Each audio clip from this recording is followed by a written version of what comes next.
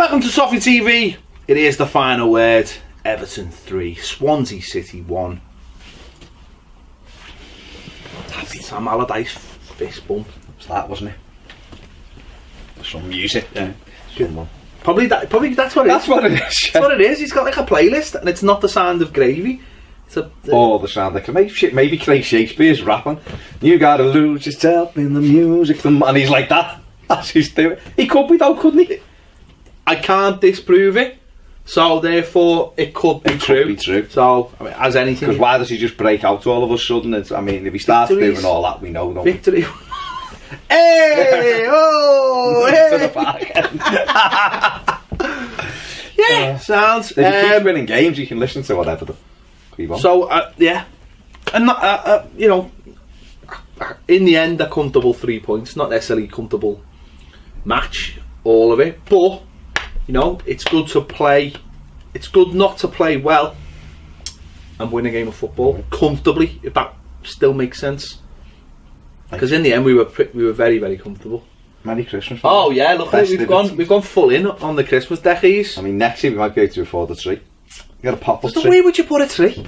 I feel like we should have a tree. Lights. I feel like we should have lights. We should have lights. Should have lights. Just the pop-up tree's boss though. You just pull up, it's done. Pre-lit balls. It's great. Okay. So, well, you could have got one. I know. You know where the you know where the B&M is. I know. To be fair. Yeah, I mean, it was a weird game. It was a shite game. No, it was shite. Because it was just flat. Yeah. The whole place was flat. It was freezing, damp, and flat, wasn't it? And even Swansea were flat, weren't they? Really? Weren't they? There was a joke. There was a joke in there somewhere. You know, they knocked it around well, but it was just crap, wasn't it? But like you just said, I think a win's a win, and I'm not bothered. I think Monday night games are all like. Depends who you play. You have to play. Depends who you're playing. I mean, the greatest ever Monday night game, of course, was the 7th of December 1992. Sumo wrestlers on the pitch at half time. Remember that? Remember Sky used to have all the cheerleaders and then the fireworks at the end and everything. Mark like bullets at it. What a night. But last night was just like flat and dead, and I worried coming to, and I told you I was a little bit worried about this game. I wasn't flapping, I was worried, and the reason I was worried, I think, people can disagree and I've got no problem, was I didn't want there to be an air of expectation going into this game, like it's only Swansea City, we'll roll these over. And I felt like there was a little bit of that in the first half. Like the crowd was dead flat. It was a crowd of just expecting something to happen. And the plays were a little bit like that. Like, but do you think? Because you'll never know, will you? Obviously, so you don't know whether. I'll just make it up because I'll never know. Exactly. But what I was going to say was, do you think it was like an arrogance from us, or do you just think we just didn't get going? I wouldn't call it an arrogance. Yeah. But what I think there was an expectation from the players that if they just turned up, they'd win the game. And I don't mean that in an arrogant way. I just mean that confidence sometimes puts you in that. How many times do we see it when you get two teams? Yeah. We've done it. We have. You get two teams, put them together, and one's not expected to win. You know, the other one comes, and that was my little worry for last night. My worry was that in every game I think we've played so far, we've been the underdog. Even going to Newcastle because of our away record, we've been the underdog in those games, and we've played in a certain way that suited in those games. Huddersfield at home. But I still think West Ham at home. Yeah. Really? Because but don't forget, when I say underdog, that underdog might be the wrong word. I think there's been a question mark over us in every game. No, I think there's been what we can do. But what I mean is the West Ham game, there was a pressure on us to win it. Pressure. Huddersfield, there was a pressure on us to win because of the situation. There was. Huddersfield were above us. Don't forget. There was pressure, but I wasn't. No, but Huddersfield were above us. Don't forget. What I mean by that is there was an expectation, and we had to win those games. We had to. Last night, I feel like everyone was a little bit more comfortable. We're all right. We're going to be sound, top half of the table. And ultimately, we were. But I was worried that because Swansea were suddenly in the position that we found ourselves in the last few weeks, that was going to come and bite us in the arse, and maybe we were going to be we were going to be a little bit, just a little bit, a touch. Well, you did say to me Overconfident. yesterday that you were a bit concerned about it. You didn't know whether it'd be the rub of the green because we've had a little bit of a rub. That was the other green. thing. I thought maybe a few things might go out, but ultimately they didn't. Well, we've got another 35 seasons of every week having the the green to get anywhere near balancing it out. Of course, so I wouldn't think. But I was just worried that, and some of those things did play out in the first half. The crowd was really flat. Yeah. Because it was a case of playing the team at the bottom and you're expected to win, and they didn't bring any fans, and all those things, and you'd have to say they knocked it around better than we did in the first. But I just thought we allowed them. Well, we did, because I think we set up the team. Obviously, no change from the Newcastle game, but we set up wrong for me. Yeah. But I understand why he set us up like that, because he's trying to keep the continuity. But and he just wants to. He probably believes in the team can stay tight and nick goals. But I think in the first half, having Schneiderlin there is the same old problem. There's no need for it. You need a bit of drive in there, and we didn't have that drive. And Rooney wasn't having a good game, and Calvert-Lewin couldn't quite get into the game, and we didn't have too much wide, and you needed that drive from the centre of the park. And every time Schneiderlin got it, it's like pressing a reset button. You're just resetting the move. Yeah. He'll go back or sideways, and it goes back, and it's resetting. Sometimes you just got to take a chance and push forward. But at the same time, I understand why Allardyce didn't go for that, because he's looking at it like the big picture and going, he's looking and going, I know Rooney will do something. I know Sigurdsson will do something. They'll get us out the shit if it's a close game. But for me, it was just too slow and too negative first half. Yeah, I mean, when I'd done the starting 11, I had Davis in rather than Schneiderlin, because I feel as though we should be putting teams like Swansea on the back foot straight away. And Schneiderlin does go back. He does, everything's back. Yeah. It's safe, isn't it? Probably because he's not playing as well as he knows he can, or whatever. But I just don't think there's a need for him and Garner in there. And Garner is the better of the two. He's more mobile, quicker than what Schneiderlin is. So I just felt that was a waste. And then obviously, as well as Cuco Martina is defending, he's still Coco. Or Sam Allardyce called him Coco for some reason. But as well as he's defending, our moves are still breaking down because of him, because he's not it's not natural for him to run and throw crosses in with his left foot.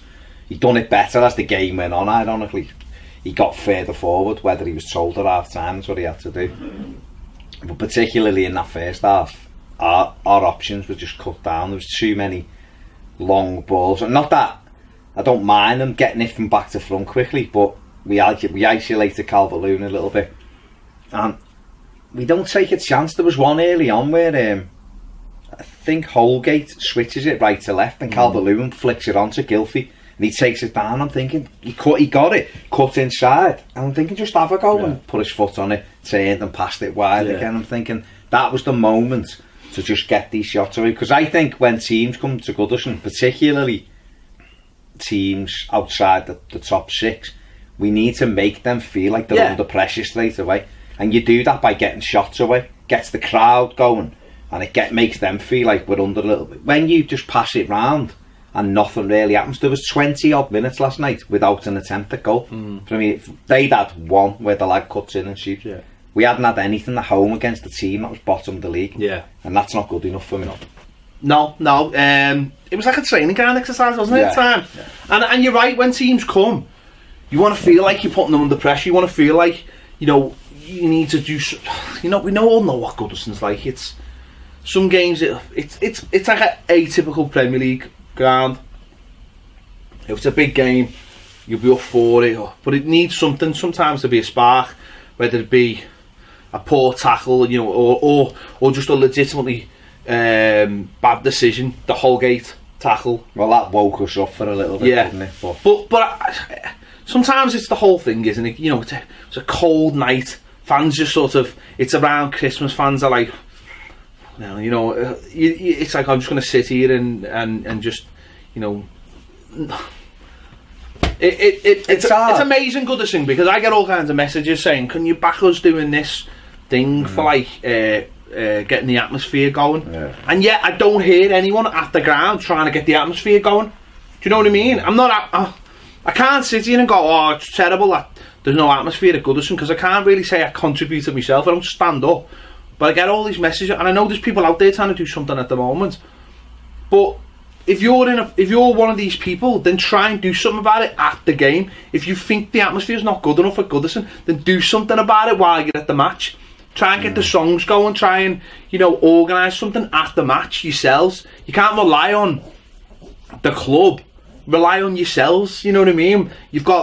There's people out there doing all those big banners. Speak to them. If you want the atmosphere better, then do it. Then make the atmosphere better. But we need something, don't we? Because it was. But it's like, I'm not like Saturday will probably take care of itself. It's I don't think I don't. But I don't know, because it's half 12. Because it's half 12, and I think in games like that, everyone's clock watching. They're almost like, well, this is the match, but I'm going out afterwards, because it's like 2 days before Christmas. It's almost like, come on, I'm going on the aisle after this. Can we get step? So no. Normally, though, the big games don't they? They do. Sometimes they do. But I just feel like if people want to do something about the atmosphere, just do something about the atmosphere. Then do it at the match. Well, we always get that, don't we? Back this and go. No, I know. I'm not. That's what I'm saying. I'm not having a go with the people. I'm just saying, do something about it at the match, because I don't hear people trying to. It's chicken and egg. It is chicken and egg, because the team have got to give you something to get off your seat about. And that's why I'm saying, get them shots away early, and try and get people on the edge of the seat, because. I just thought we were quite lethargic as well last night. We looked a little bit tired. Not in like legs, but in thought. No. Everything was too touch. Like, stop it before we pass it. When you can force it a little bit, but and the best example was what led to their goal. Sneijder getting caught again, exactly the same as the Brighton goal. Yeah, getting caught, not knowing who's around them, not seeing what's around them, no agency to just put your foot to it or whatever. It ends up going for a corner, which probably wasn't a corner. They get the corner, and it's Paul Mark and Ashley Williams. Basically, he's got his man, and then just gets caught. Yeah. I'm gonna try and win the ball instead of trusting the other people around him. But if he stays alive there, he follows the lad in. It's a fair in. And he'll probably deal with that, and it's not a goal. But they scored, and maybe that was the thing that actually didn't necessarily initially give us the kick up the arse, but maybe that was the thing that pushed us on, though, and we were getting beat against a poor side. And we end up scoring at the perfect time, don't we? Just before that, literally just on half. If you were Clement, wouldn't you? Going in. Oh, it's a poor goal from going in at half time. Just a throw in, not marking up from a throw. Sunday league stuff, that. Even if you three of them went to Rooney. But even if you mark up to the point where the thrower's got no one to throw it to, that kills the time to get you into half time. These are Sunday league things. You just mark up. But from our point of view, it was good. It was a good throw by Kenny. Rooney, good first touch. Flicks it round. I mean, the vision to see Lennon. He's got 3 men round him, and he just flicks it back between him and Lennon. That's where something that we were missing for large parts of his movement. Lennon being on the move, because that was the other thing about the half, was when people were picking up the ball, there was no one moving for them. I would say that even about Sneijder. I'd say when he got the ball, to be fair to him, there was not that many people moving. Whereas I think, but on the flip side of that, when Rooney's played in that deep role against West Ham, he was always on the move. Where Sneijder gets the ball and sort of stops, whereas Rooney's on the move when he plays in that. And I think you need someone. But that's because he wants to naturally go forward. But that's what I'm saying. That's why I think where Sam Allardyce has got to start trusting that, because Rooney played that role against West Ham and was absolutely brilliant, and that's why I was so surprised that he didn't play it last night, and maybe just try and get someone further ahead of him, like a Vlasic maybe off the left, or because I think he could have played that role last night, picked the ball up early and being on the move, and other players are moving then. But you've seen from Lennon for the goal, he's for the penalties. As soon as Rooney gets the ball, he knows Rooney's good enough to find him. Makes the move, gets into the box. The lad with one of the worst moustaches I've ever. Just a bad porn sash, I've ever come across. It's just took him out, a penalty. And it was a penalty in the story. I was nervous when he got it. I don't know why, because I'm not normally nervous with the pens. I would say, like the one at Anfield, I wasn't nervous at all. I thought he'd score no problem. But this one, I just thought, I don't know why. I just felt like he'd miss it. Which the second penalty, I knew he'd score.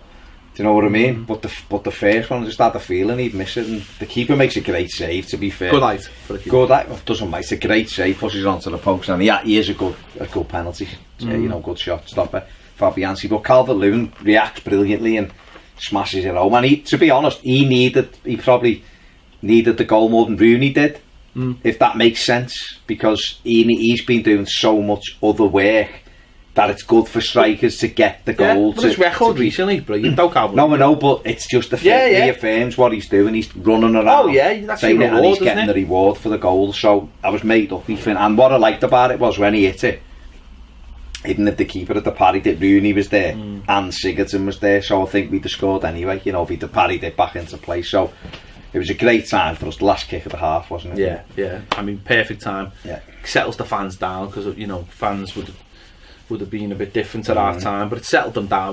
We've had a poor half, but we've gone in on equal terms, and Swansea probably would have been thinking the worst then, and then it gives Allardyce a chance to get in there and make all the changes he would have made anyway, tactically or in terms of. Didn't pick up though, did it? No, it didn't. It didn't. But I think what it did do is it just give us a little bit more, maybe give us a bit more breathing space than we were back. Oh, level. Of course, you come out. But you know what, what did it only took 18 minutes, didn't it? I think he took 60 minutes, 60. Took him 63rd, something like that. Took him off or something like that. He took Sneijder off. Recognised that he needed a little bit more impetus, and I thought what was good was after the game he recognised the fact. He said, he said a few times the ball was going back too much negativity.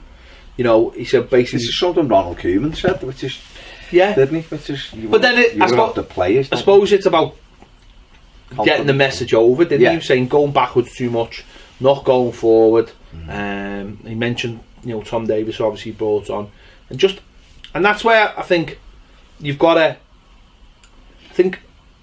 pick the players for the game, haven't you? People will say, well, it should be this player or that player. It's you're playing Swansea at home. You can have players like Tom Davies in the team who'd be combative, but they give you that little bit of drive. They give you that something else straight. Or you can drop Rooney in there and have the legs round them like Davies to give you something. Or you can have a Vlasic in there, and I suppose that'll come because he'll need over the next few games, because they're all so close together. And we know there's been a game of sorts at Finch Farm today to give some of those players a chance, just so he can get to watch them, trust them, and know that if he has to swap them over, that they're going to go in there and do the job. I think that's really important, because some players will be a little bit leggy, playing a lot of games, and some of them played all season. You're gonna have to have that. There's gonna be a period now where there's gonna have to be trust. Gotta be. Where he's gonna have to change games. That Bournemouth game, that West Brom game, you can't play Chelsea, West Brom, Bournemouth, Man United, Liverpool, and have just the same team. No. You've got to change it up. There's got to be freshness.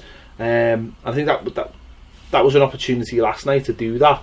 I'm pretty sure Garner will be missing a game soon anyway. He's only one off a yellow, isn't he? So well, he looked like. I mean, I don't know whether you've seen the thing in the lounge after where he talks, where he was on. He had flip flops on and he was limping. So. I believe he's doubtful for Saturday, but hopefully once that might settle down over the next few days. But there's just things like that, isn't there? Yeah, and that's it. There's things like that. You're going to pick up injuries because players are playing a lot, and so it's about trusting the players. And I think again, because you see people, I see, we see quite a lot because we're looking at the comments and stuff and on the videos, and people saying, why isn't he giving this player a chance and why isn't he giving that player a chance? And I suppose it's the same reason Unsworth didn't give players, because he doesn't know them. The day he arrived, he watched the team play against West Ham, and there's his team. That's been his team pretty much ever since, because that was the team that was there from day one. He didn't pick that team; it was picked for him put that performance in, and apart from a couple of changes here and there, that's been the team ever since. So those other players have been unlucky, but he's gonna get to learn to, and so obviously Limassol was big for that. He'll be watching them every day in training, but he's got to know that if he puts players in for certain games, he can trust them. He can do the job. So I mean, I think so. He'll have learned a lot about. I mean, listen. He put Davis in the derby and he was poor. He put Nias in the derby and he was poor and hasn't really recovered because he didn't get on the bench last night. So he'll be learning bit by bit. He'll give Sandro a go on the bench last night, or maybe he's seen something in training about him that he likes. So it's just a case of getting to know all his players slowly, just knowing that if he puts them in, he can trust them to do the job that other players have been doing. That's what it is, isn't it? You're going to go with what's getting you results. I mean, he's had no reason to really change that team up. It's been winning. You know, he's come in, it's took 13 points from 15, 13 out of 15. Yeah. You can't argue with that, so why change things just for the sake of it, other than maybe tinker with the Schneiderlin Davis thing, because obviously one's more attacking than the other one, and he done that right. And that's the thing, what you'd have to give him credit for is that he's seen those not mistakes, but he's seen where it needs changing within the game, and he's done it in most of his games. And Davis come on, I thought was brilliant, took us forward, worked hard, always every pass is a forward pass. Once you get on the ball, he gets the ball in space in midfield, good strength, steps away, plays it to Wayne Rooney, he helps it on to Gylfi, and Gylfi cuts in and bends in an absolute worldie, and that's what we've been waiting for. I mean, he scored 3 worldies for us already this season. Every goal's, has been an absolute classic. So what I liked about Tom there though is what Tom Davis does that I like is he runs into space. He likes to run into space, and so he's almost like following the corridors of space that are on the pitch, and it it's Rooney just finds himself in space as well, which is intelligent, and plays. Sometimes they don't have to be worldy passes, or it's just he plays ahead of him, so he's running onto it. The weight of the pass with Rooney. No, and it's a great goal, isn't it? And as soon as it left his foot, you could tell he'd had a couple of sighters before that, a couple of attempts coming off. He'd obviously fancied that. He'd obviously seen something of, and Gylfi Sigurdsson will know some of their players as well. He'll know strengths and weaknesses. Well, he knows Fabianski, doesn't he? Whacking them past. Yeah. He said that himself. Well, that's like, I suppose that's a bit like muscle memory, isn't he? He might have done that a few times in training, knows the exact place to leave his foot. And I suppose once it went 2-1, that was the. They didn't really offer anything, did they? No. I felt sorry for them a little bit because Boney cried off at it, as far as I'm concerned. 3 minutes. After 3 minutes, he just went, don't fancy this. And that left them in a poor position, so I felt a little bit sorry. And they don't have many leaders, they've lacked the leaders. When they sold Sigurdsson to us, it was ridiculous really, because I know we cry about we didn't get Sigurdsson in early enough, but if I was a Swansea fan, I'd be fuming that they didn't sell him early enough, because it doesn't matter. What did they do with the 45 million or whatever what did they do with that money? He was going, he wanted to go the first couple of weeks. Yes, they should have just gone, how much, like, that's what we want, and he's gone. Yeah. Or you're not having him, you don't pay by that day, you're not having him. That's what it should have been, because they then would have given themselves a better chance to go and bring 2 or 3 in for that which money. They really need, because they're just lacking it all over the pitch. To lose Llorente and him. Well, Rooney scored as many goals as their team in the league, which says it all, doesn't it? Yeah. So we got 2-1 up, and then we totally consoled it then. Well, that's when we started to relax, didn't we? And start playing the football. You wanted to see them play a little bit earlier, and which it's easier to do that at 2-1, of course it is, but the third goal is a bit like what you've seen in Limassol and what we've seen at Newcastle, and just getting the ball down and just playing football that they practice all day on the training pitch, just getting and finding people in space, football that people say we can't play, and a lovely cross-field pass. Ghana, great ball. Lovely movement between Lennon and John Joe Kenny, and to be fair to John Joe, we've seen him. We've seen that loads of times in the under-23s. He gets himself into the box and is clipped, and it might have been just on the edge of the box. It'd feel hard done by if you're a Swansea fan, let's be honest. And it's. I think it's because his momentum takes him so far into the box that the referee looks and also the referee be like, I don't know whether the referee seen it properly and doesn't know whether the one where he clips himself is the one that he was clipped on, even though it wasn't. But the referee only gets 1 second to sort of No, see that's what I'm saying. If you're the ref and you look how far in the box is. He was clipped. You could tell he was clipped because he was going down. You look and you'd go to penalty. There's no question about it. He's well into the penalty area. He hasn't dived in like that, has he? So it was the only decision he could give, really. And but what I liked about it was a great move, great ball by Lennon. It was almost just instinct. Got it and he knew he'd be there, so he played it. And John Joe got onto it. Very much like Rooney and with Lennon. With the thing, and Gylfi went over and picked the ball up, didn't he? But Rooney was like, I'm having it, and it was just like he gave him Gylfi, give him a little pat, and you just knew Rooney was like, but he's just got those balls, and that he's just like, no, but it 2-1, and he's missed the penalty in the game. It's a big moment, and he could have gone to Sigurdsson, no, you have it, I missed the last one, and he's gone, I'm having it, and he smashes it. Well, no one remembers the one he missed because of the one he scored. And that's it. And we scored off the one he missed, so he smashes that one into the back of the net at the Gladys Street, which he wanted to do. He wanted to be close in and celebrate with the Gladys Street. He's already said that. We made a big thing about that. The goal against West Ham, that it was his first one at the Gladys, as he called it, back at the Gladys. So last night I think meant a lot to him. And he smashes it home, and that it was over then. And it's about time that we smash one in like that, and you went, that's it, it's done. Because there hasn't been many of those games where when we've gone 2 goals ahead, you've kind of gone, this could get a bit iffy. Because I can only really remember them having one moment after that where they got in round the back and the ball come across, and John Joe Kenny come across right at the end and cleared it. Other than that, we dealt with really everything they had to offer. But it was a routine win, wasn't it? It was a routine win at the end of the day, and they're the ones you want to see. They're the ones we should be seeing. They're the ones we should have had more of. I mean, to be fair, I think of all the defeats this season, I think there's only one team that have beaten us that are below us in the table, something like that. I think Southampton. So obviously that was an away game, but everyone else is above us. So that sort of shows where we are now because of the games we've won. I think, and the other thing that's a big thing for me is it's the 4th time we've come from behind. We're the highest, aren't we? 12 points from losing positions, and that's a big thing. To have a team that can come back and win games means that when you concede, you're not thinking. We had Wayne Rooney, he said last night we lost that 4 or 5 weeks ago when we went behind. He went, now. He said, because we were going behind and thinking we can't score enough goals to win this. We're now. Look at the goals. Allardyce has come 4 against West Ham, 2 against Huddersfield, 3 against Swansea at home. In those 3 home games, it's 9 goals.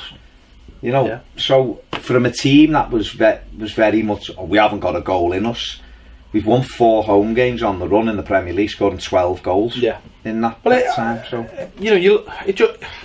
it just shows you how disorganised we were. I think this is what Ronald Koeman envisaged. The goals, Rooney getting some, Sigurdsson getting some, Calvert. I think that's what in his mind he thought. But if you haven't got the organisation, you ask Sam Allardyce. You don't have to ask him. The reporters are asking him, what have you done? How has this turned out? I've just made this game very simple for players. I've just said, do that, play your own game, and that was it. And we don't know whether Ronald Koeman was, run with the ball, count to 11, step on the ball. But I think we've had this discussion loads of times. I think what was happening was there was nothing happening. Because the simple fact is, he likes golf.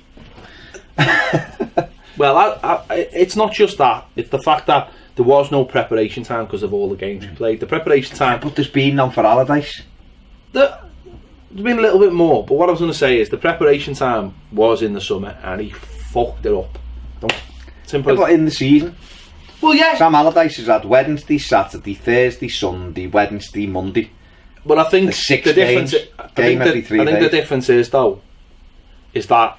And there was he had the week leading up to the derby. I think simplifying it is the thing he's done. But I think probably what he's done is he's probably just like you've just said.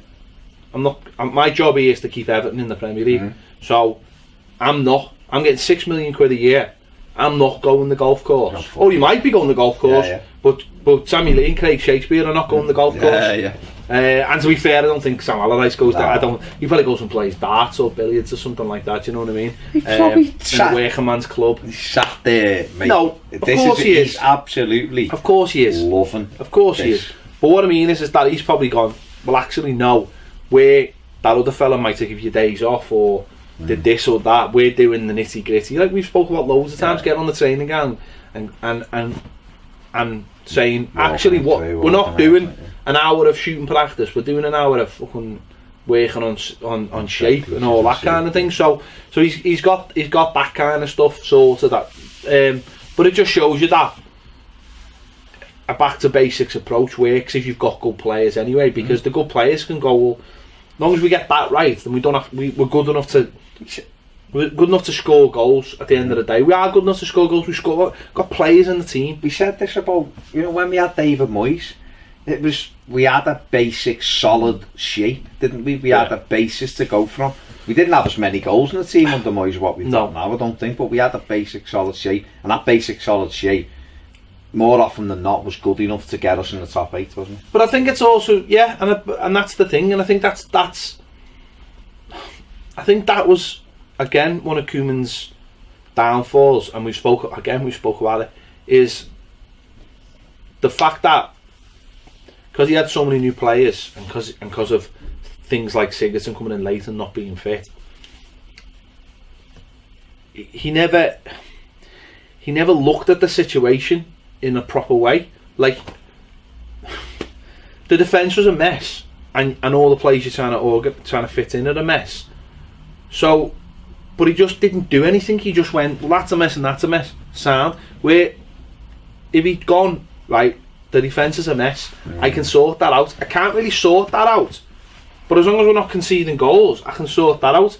And maybe if he'd done that, then he wouldn't be in this situation. Because the players, or some of the players, were always going to settle. For me, Sigurdsson was always going to settle down, because from day one, the minute I seen him come on in that Man City game, I looked at him and went, you're just nowhere near fit.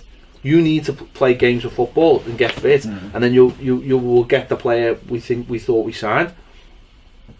But a defence is like, it's not going to sort itself out unless someone sorts it out. You know what I mean? It needs to be organised. It's not just going to find how to defend. And that's what Allardyce has done for me. He's just gone, that's the problem. We don't need to worry about that. That's the problem, and I think that's where Koeman come unstuck. There was too many things, and he just couldn't focus on one thing, and that ultimately led to his downfall.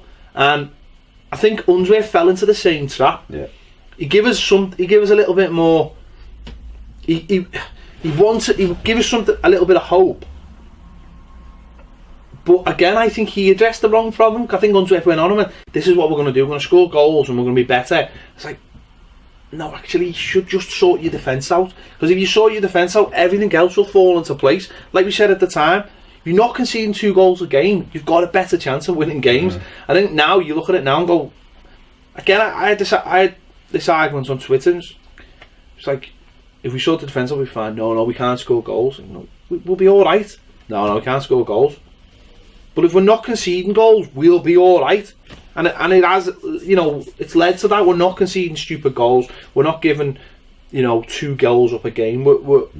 So we've got a chance to win games now, because we are actually a decent footballing team. We've got good players, and as long as we're not conceding silly goals, we'll be all right. All right, we're not top 4. We haven't got absolutely amazing players, but if you're not conceding goals, you've got a chance. This is a team that hasn't got Michael Keane, Phil Jagielka, Leighton Baines, James McCarthy. But those 4, but those 4 players you've just mentioned there, those 4 players mightn't be good enough to be in our team anyway. I'm just saying, but there's still season pros. The game.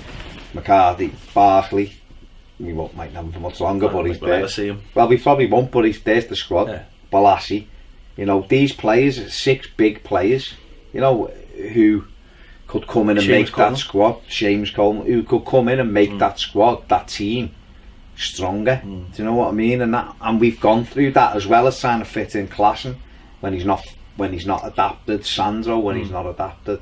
Players have come in and out, Vlasic and Luckman who were trying to get in, and Nias who's in and out, it seems. So there's a lot of good players in there. There's a lot of big players still not ready to play. And then you add into that like Benny Beningame, who's a talent, and these kind of people. There's a good core squad there. If we can just get, and again, listen, it seems like we're always saying, if we can just get, of course it does, but that's what football clubs are about. You're always thinking. Yeah. But if we can bring in a decent left back and a centre half and a good striker, and we've got a good side there. Just need to get ourselves back to that level. But what it has shown, the things coming out after the game about the home record, only second to Arsenal. Well, no, it's the same now, isn't it? We've won the same amount of games as Arsenal in a year.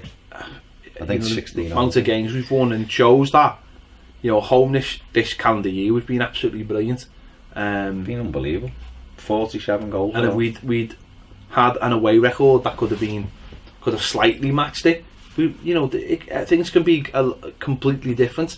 In terms of, you could lose home and away against, well, not lose, but not beat many of the top 6, top 5 or 6, but you would be in there if you could win most of your home games and third of your away. It's essentially what Burnley are doing at the moment. Exactly. We've done it with Moyes loads of times. We'd never get anywhere near Liverpool, Chelsea, Arsenal, United. It frustrates us all because we'd go there and get beaten. You'd be like, why can't we ever turn up? But we were always 5th, 6th, 7th because we beat a lot of this, and we weren't even great away with Moyes really.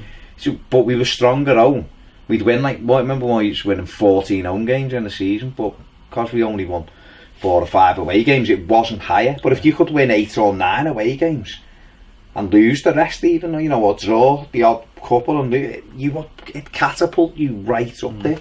And I think people get hung up on how we're playing, and and it's just proved. Look where we started this from. 4 or 5 weeks ago, we got battered at Southampton, and you're looking going, okay, there's a big problem here. We can't keep a clean sheet, and I don't know how this team stops any team scoring a goal. Fucking 5 games late, we've conceded 2 goals. You have 13 points from 15 after that game. Yeah. You look at it now and you look and think, this team can win a lot of games, and it just shows you. Watford, everyone was massaging Marco Silva off and all that. Watford fans were, why would he leave a European chasing team for a relegation team? We're above them. That's how quick it can change. Leicester spanked up 2 big away wins, and we're like, they're on the brink. We're a point behind them. We've grabbed 6 points behind the team I thought was going to be going for the title this season in Tottenham. It just shows you that, if you get those wins, back-to-back wins like we've just had, momentum goes, and we're going into a set of fixtures that, okay, if we could draw the 2 home games and win the 2 away games, say, for argument's sake, it's another 33 points. Haven't we got more points now than we had this time last year? Pretty much, yeah. I think we have. I think we had 23 at Christmas last year. I think got 25, and we still got Chelsea to come Sunday. So he's come in. He's done well. I don't get Evertonians who were like, he's got to go in the summer, because I'm just thinking, what? For why? For what reason? If we're winning football games, then I'm all for I'm pretty open-minded about the situation, because I don't think he's going anywhere in the summer, by the way. But I'm just saying. No, well, I'm pretty open. He might just be the man who suits Everton football. We've had their play wonderful football in the Barcelona style. We've had their pragmatic Dutchman who plays, playing a form of the Cruyff game. Well, that's what he sees it as. Right? That's what he sees it as. And now we've got, gravy swigging, relegation fighting man who might just be, and as I said when I got him in, that's sort of why I'm wearing this top, is he might be the closest man to Joe Royle that we've had in that time. And for me, Joe Royle is his team is some of the best football I've ever seen as an Evertonian. For the small window it happened, the 1995-1996 season, there was some of the best football I've ever seen as an Evertonian. Yeah, but I think Evertonians are blood and thunder kind of fans. We like to be, we like things like when it kicked off last night with John Joe Kenny. You know, when he dives in and the players in the crowd that woke up, they love it. We like crosses, wingers getting down, throwing crosses in. You know, we had 580 passes a game under Martinez. The place was silent. You know what reminded me of last night of a little bit? When we played QPR, beat them 3-1. Because it was the same scoreline. It was around the same time of the year. But the difference in that game, the difference in that game was towards the end, our fans were getting on the back of our players because of the style of play, and because it was all trying to, you know, pass, and our fans were like, no, come on, get forward, let's go. I think we're a set of fans that we've always had it. If you go back and people tell you, like Bob Latchford crosses heading them in, and Duncan Ferguson, and you know, Andy Craig, Graham Shot, that 84-85 team was amazing, but it wasn't afraid to go from front to back quickly and get people around it. You know, just because you play that way, where's the most exciting bit on the pitch? The opposition penalty area. You know, and that's...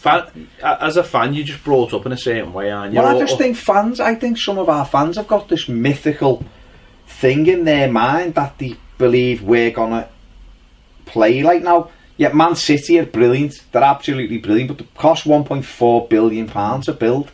The starting 11's 400 million every week. That's the average of it. It takes a lot of time. They play a lot of... But they can play play direct if they want. Their goalkeeper is what their biggest outball at the driving balls forward. And I just think...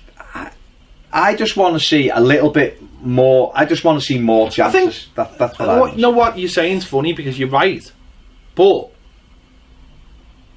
we all know that's right. Like, I think at times there's other people telling us how we like our football, and we're like, no, we know how we like it, and they're like, no, you shouldn't like it like that. And we're like, no, this is how we've always liked our football. We as an Evertonian, and maybe you're right in what people get hung up on, what else they see, and we do this all the time in football. Go, we should be playing this way, we should be playing that way, we should be playing that way.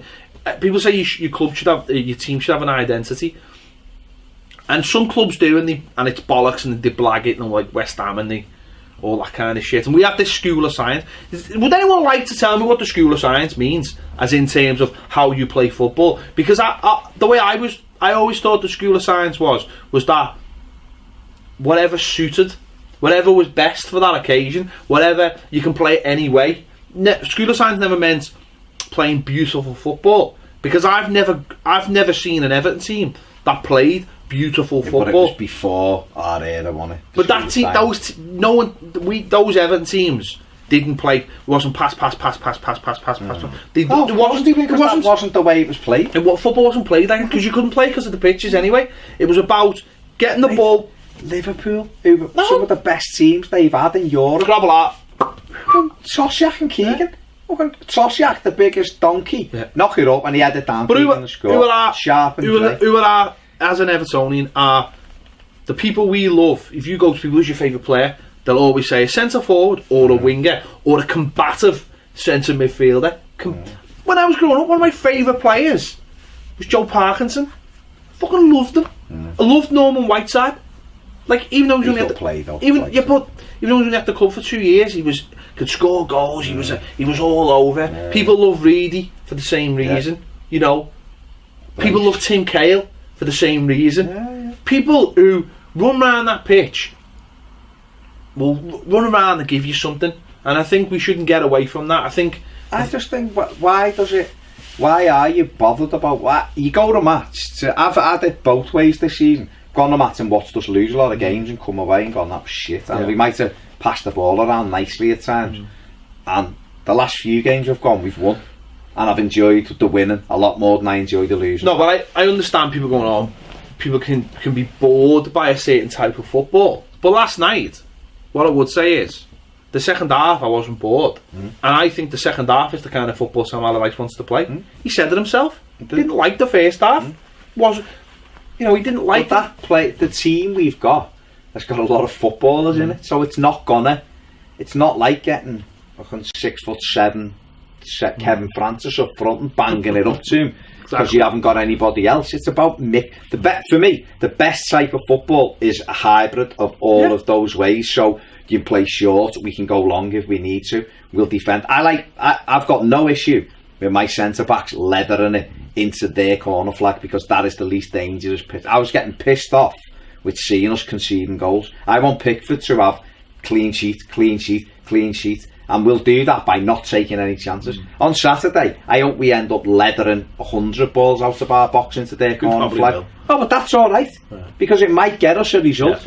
Passing it out from the back and trying to pick, they'll just go bum bum goal, and then people will be throwing the arms and everything else. So I just think it's about winning games. The best football is going short sometimes and going long, and it's all about playing the right ball. There's no such thing.